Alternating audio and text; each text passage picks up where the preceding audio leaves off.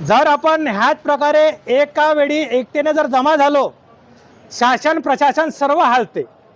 आपल्या एकतेमुळे आमदार, खासदार, पंतप्रधान, राष्ट्रपती सर्व झुकतात. पण त्यांना आपण अल्टिमेटली देत आहोत, म्हणजे इथून त्यांना एक आखरी संदेश देत आहोत की जर आज आम्ही परत चाललेलो आमच्या आश्वासनावर तुमच्या, पण जर येणाऱ्या वेळेस जर आमचं काम झालेलं नाही आहे तर आम्ही इथे मग सरळ ठिय्या आंदोलन करू. इथून जाणार नाही जोपर्यंत आमचा रस्ता बनत नाही. आता आम्ही फक्त एकटे आलेलो, पण ह्याच्यानंतर आम्ही आपले छोटे छोटे मुलं बाळं पूर्ण परिवार आणि गॅस सिलेंडर्सही तिथे येणार आहोत. जोपर्यंत आमचा रस्ता तिथे बनणार नाही तोपर्यंत तिथून आम्ही काही जाणार नाही. तर तशी भाषानं आम्ही तुमचे मतदार आहोत, तुमचे मालक असल्यावर बी आम्ही तुम्हाला विनंती करत आहोत, कारण तुम्ही आमचे नोकर आहे.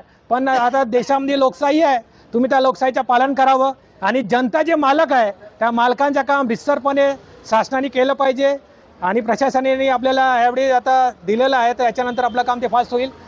आणि याच्यानंतरच्या आम्हाला आमदार साहेबांनाही सांगणं आहे की बा तुम्ही जनतेंना असं शिवागाड करून बघवणे काही बरोबर नाही. ते तुमचे मालक आहेत.